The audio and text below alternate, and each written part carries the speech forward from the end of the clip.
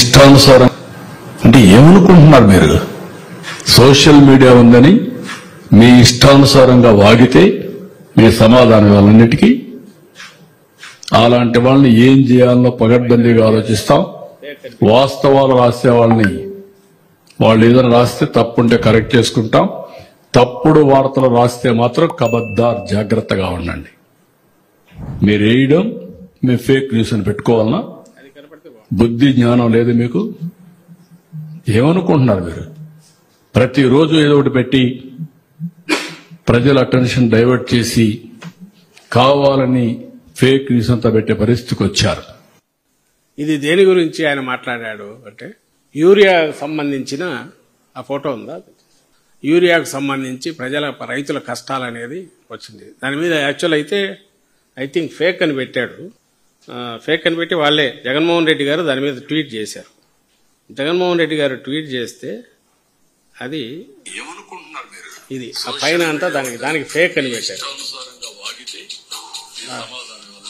జగన్మోహన్ రెడ్డి గారి ట్వీట్ మీద ఫేక్ అని పెట్టి ఇది ఏంటి రైతుల ఇది ఉండే ఇది ఫేక్ అంట. అంటే ఎంత గుండె ధైర్యం అతనికి, ఎంత బరితెగింపు చంద్రబాబు నాయుడు గారికి. నిన్న జరిగిన ఇన్సిడెంట్ లేదా మొన్న జరిగిన ఇన్సిడెంట్ దానికి సంబంధించి బయటికి రాగానే ఎప్పుడు జరిగిన ఇన్సిడెంట్ నిన్న జరిగింది. నిన్న ఎక్కడ జరిగింది? లంకపల్లి గ్రామం, ఘంటసాల మనం లంకపల్లి గ్రామంలో జరిగినది నిన్న జరిగిన దాన్ని ఒరిజినల్ పిక్చర్ను ఆయన నిన్న సాయంత్రం ఫేక్ అని పెట్టగలిగాడంటే జగన్మోహన్ రెడ్డి గారు ప్రతిపక్ష నాయకుడుగా ఆయన ఎత్తి చూపితే దాన్ని అది ఫేక్ అనగలిగాడంటే ఎంత బరితెగించిండాలి. అంటే తనను ఎవ్వరూ క్వశ్చన్ చేయలేరు, తను ఏది చెప్తే అది చెల్లుతుంది అనుకోబట్టేగా, తాను పచ్చి అబద్ధం చెప్పినా సరే నిజం అవుతుందని గట్టి నమ్మకం ఉండబట్టేగా చంద్రబాబు నాయుడుకు. ఏదైతే వాస్తవమో దాన్ని ఫేక్ అని దబాయిచ్చి గుడ్లూరిమి మీ తమాషాలు చేస్తానరా మీ అంతు చూస్తానని బెదిరించి అనగలుగుతున్నాడంటే వాస్తవాన్ని ఆయన మీద ఆయనకు ఎంత నమ్మకం పెరిగిండాలా? మొత్తం అందరినీ తీసి అరెస్టులు చేసి లోపల వేస్తాడా క్వశ్చన్ చేసిన వాళ్ళందరినీ? మరి ఇదే చంద్రబాబు నాయుడు గారు అక్కడికి వెళ్ళి ఘంటసాల లంకపల్లి అక్కడికి వెళ్ళి ఆ రైతులతో మాట్లాడి ఇది ఫేక్ అని చెప్పిస్తాడేమో తెలియదు. ఎందుకంటే లేకపోతే కేసులు పెట్టి లోపల పడేస్తూ ఉంటారుగా. అది కూడా జరిగిందంట. వచ్చారు ఈరోజు ఇంకో దగ్గర ఎక్కడో ముత్తేవి, అది కూడా చూపిస్తారు. అంటే తన అడాసిటీ, తన బరితెగింపు ఎక్కడి నుంచి ఎంత లెవెల్కు పోయిందంటే I'm not answerable to anybody, ఎవడైనా నోరెత్తితో తొక్కేస్తా. ఇప్పుడు ఏదైతే ఆయన ఫేక్ అంటాడో ఆ లంకపల్లి విలేజ్ ఇది ఫేక్ అంట. ఇది ఎవడన్నా షూటింగ్ ఆర్గనైజ్ చేయగలరా? అదే అనుకుంటా దాని ఇదే ఎక్స్టెన్షన్ సేమ్ ఇది. ఇవన్నీ వరుసగా రకరకాల ప్లేసెస్లో. కుప్పం అది, కుప్పంలో చూడండి మరి ఆయన కాన్స్టిట్యున్సీ అది ఫేక్ అంటే అక్కడ వైఎస్ఆర్సీపీ ఆర్గనైజ్ చేసి షూటింగులు పెట్టి రైతుల వేషాలు వేసి ఎవడో ఆ మధ్య ఛానల్లో కూడా అంటున్నాడు, వాళ్ళ ఛానల్లో ఏ ఛానల్లో దాంట్లో వైఎస్ఆర్సీపీ జగన్మోహన్ రెడ్డి గారు బయటికి వెళ్ళినప్పుడల్లా ఒక 15,000 మందిని డబ్బులు ఇచ్చి బయట నుంచి మొబిలైజ్ చేస్తుందట.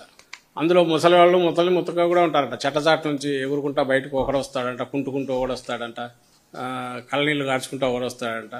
ఒక షూటింగ్ ఆ లెవెల్లో ఆర్గనైజ్ చేయగల కెపాసిటీ వైఎస్ఆర్సీపీకి ఉందని అనేస్తాడు.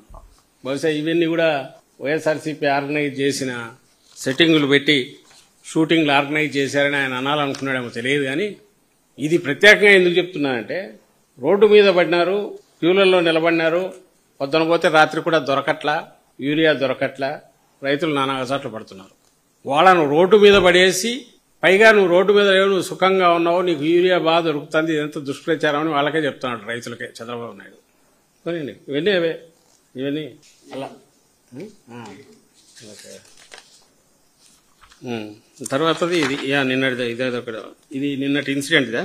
చినముత్తేవి రోడ్డుపై బైఠాయించిన రైతులు యూరియా పంపిణీ చేయాలంటూ ఆందోళన. ఇది కోడూరు మండలం అవనిగడ్డ కోడూరు దేవరాపల్లి అండ్ ఏలూరు జిల్లా కోఆపరేటివ్ సొసైటీ, తాళ్లపూడి మండలం, గజ్జరం దేవరపేట, చిత్తూరు జిల్లా సదుం మండలం టోకెన్లు చూపిస్తున్నారు. రేపల్లె వ్యవసాయ మార్కెట్ యార్డ్ గోడౌన్ వద్ద సోమందేవపల్లె పి టాక్స్ వద్ద యూరియా కోసం రైతుల పడిగాపులు. డిసిఎంఎస్ ఎరువుల కౌంటర్ ఎక్కడో ఇది ఏలూరు జిల్లా డిసిఎంఎస్ దగ్గర డోర్లు కొడుతున్నారు. ఇది లాస్ట్ది. నిన్న ఏదైతే ఆయన మెన్షన్ చేసి కూడా మాట్లాడినట్టున్నాడు దాని మీద.